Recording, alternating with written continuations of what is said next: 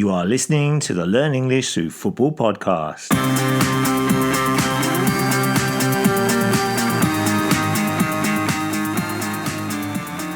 Hello everyone and welcome to this week's Football Language podcast for learners of English who love the beautiful game of football.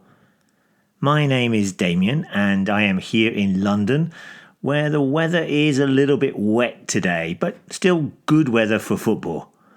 What is the weather like where you are?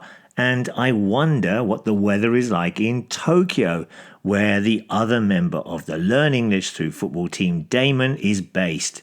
Damon, how are things? Hi there, Damien. All good here in Tokyo. And thanks for the video you sent me last week of your five-a-side game and your fantastic goal. Did you put some swaz on it? As for the weather, it's a beautiful day today, but the forecast is for rain tomorrow. Now, listener, before Damien starts with our main section, just a quick heads up. Our new website address is now learnenglishthroughfootball.com. You can still reach us at the old address, languagecaster.com. If you're enjoying our content, we'd really appreciate it if you could share it with your friends and give us a like or rating on your favorite podcast platform. Now, I'll be back later with another message and my predictions for the Liverpool versus Manchester United match, scheduled for Sunday. Ακούτε languagecaster.com. Thanks, Damon. No, I didn't put any swaz on the ball. Remember, that means to make the ball curve into the net. And that message we just heard was in Greek. And as always, we will have some more stingers or messages throughout the show in different languages. How many will you be able to recognize? And we'll let you know the languages at the end of the show. And please send us a message in your own language. Just tell us that you are listening to the Learn English Through Football podcast. Or you can tell us in English your name, where you are from, and the team you support. Plus, you are listening to the Learn English Through Football podcast. Namaste, मेरा नाम है राघव और आप अभी सुन रहे हो languagecaster.com. By the way, here in London, there are some Diwali celebrations going on, and this is the Hindu Festival of Lights, so you might hear some fireworks going off in the background. Du lyssnar på languagecaster.com. I can give you a clue about the last stinger. This language represents the national team that sacked their manager after another defeat in their 2026 World Cup qualifier against Kosovo last week. Another manager in the news this weekend who was sacked or fired was the Nottingham Forest manager Ange Postecoglou. The former Tottenham manager was let go after only 39 days in charge and parted company with the club 20 minutes after his side's defeat against Chelsea at the weekend. We wonder who the manager will be. The managerial merry-go-round has started up again. We have lots of posts and podcasts on the language around football managers and sackings here at the Learn English Through Football podcast. Come along and check them out. Hello, my name's John. I'm from Hull. I'm a Hull City fan. You're listening to languagecaster.com.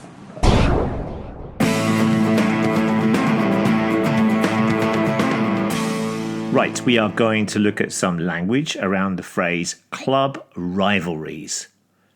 First of all, let's take a look at the word rival.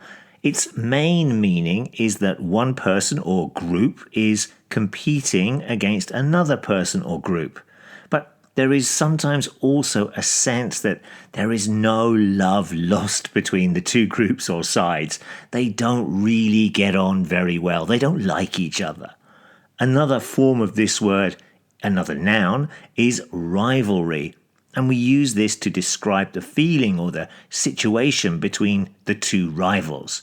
So, for example, the rivalry between the two sides has grown over the years. So we can hear the terms arch rival, which means that the two teams really do not like each other and that they have been battling against each other for a very long time. Maybe it's a deep rivalry. We might also hear the phrase local rival, which refers to the fact that the teams are geographically very close to each other. A good example of this would be Tottenham and Arsenal in the Premier League. This is also known as the North London Derby. Derbies, of course, refer mostly to these types of games between local rivals. Interestingly, some clubs from the same city are not always big rivals. So, for example, I am not sure that Tottenham versus Fulham is such a big rivalry, as Spurs are from North London and Fulham are in the West. I think their big rivalry would be with Chelsea or Brentford. We can call this a city rivalry. They are city rivals. Sometimes we might hear the phrase historical rivalry, which shows us that the two teams have been playing against each other for a long time and also really don't like each other. Of course, there are some huge local derbies around the world, such as the Superclásico between Boca Juniors and River Plate in Argentina, or Liverpool versus Everton in the Merseyside derby, or the Old Firm derby in Glasgow between Celtic and Rangers. But let's take a look at some big club rivalries that are not local or city derbies, but games between big clubs that do not like each other. Of course, we have El Clásico from Spain, which sees the two biggest teams, Barcelona and Real Madrid, face off. This is not a local derby as they are from two different cities, but they are huge rivals as they dominate football in Spain, and historically there has been some bad feeling between them. Number 2, Le Classique sees PSG from Paris against Marseille from the south of France. These two teams really do not like each other at all, and interestingly, Marseille are top and PSG are second this season, so the rivalry continues. And number 3, Liverpool versus Manchester United is the big game between the two most successful sides in English football. They both have won the English title on 20 occasions. There is no love lost between these two sides, and this game is going to be the one we focus on in this week's predictions.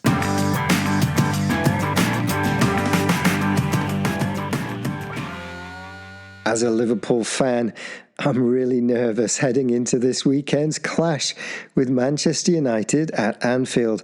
I hate losing to our big rivals from down the East Lancs Road. We've hit a rough patch of form lately, losing 3 on the bounce, and with Alisson out and key players like McAllister and Konate not at their best, our defence looks vulnerable. It's good to have Gravenberch back in training, but everyone is going to have to play well to get a win. Even though United haven't won at Anfield since 2016, they'll be pretty confident after beating Sunderland and seeing our recent dip in form. Salah has a great record against them, but hasn't really got going this season, despite 2 goals for Egypt on international duty. And Isak is yet to click with his teammates. United's attack, especially with Sesko and Mbeumo, could cause problems on the break. I think we'll dominate possession, but expect United to sit deep and hope to hit us on the counter. I wouldn't be surprised if it ends in a hard-fought 1-1 draw. How about you, Damien? As a neutral? Well, I wasn't sure about this one, but I thought that Liverpool would win it. But Manchester United ended up winning the game 2-1, which was the first time that their manager Amorim has won back-to-back games, which suggests that maybe the Red Devils are starting to turn their season around. For Liverpool, this was their 4th defeat in a row, which is cause for some concern or worry indeed. State ascoltando languagecaster.com. How about practicing your predictions language with us? What do you think will happen in any games that you are watching over the weekend? Let us know by coming along to our site and leaving a comment either below this post or on our forum. It's a really nice way to practice some of your writing, and if you want, you can leave a predictions voice note as well. Hola a todos, estáis escuchando languagecaster.com. And of course, don't forget we have a huge glossary of football terms with hundreds of expressions, phrases, and cliches about the beautiful game of football. And if you want to send in any new words that you have heard, again, drop us a line. We also have explanations and examples of some of the football language we have used in today's show, and you can find all of that by coming along to this post on learnenglishthroughfootball.com. Bạn đang nghe languagecaster.com. Yes, you are listening to the Learn English Through Football podcast, and that message was in Vietnamese. Did you guess the other languages you heard on today's podcast? First, we had Greek and Swedish. After that, we had Italian, Spanish, while we also heard from a Hull City fan. They're a team from the second tier in English football, the Championship. Well done if you got any of those correct, and remember, you can add a message by sending us a recording for the Learn English Through Football podcast. You're listening to the Learn English Through Football podcast.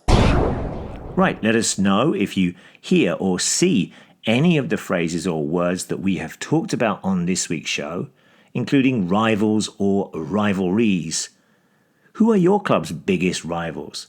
What big club rivalries are there where you watch football? Try and use some of today's phrases in a sentence if you can, and then send it on to us here at Learn English Through Football. We love to hear from you. Enjoy all the football this week. There's more Champions League games coming up midweek, and we'll be back early again this week with another weekly football expression. Bye-bye. Thanks for listening, everyone. Ta-ra.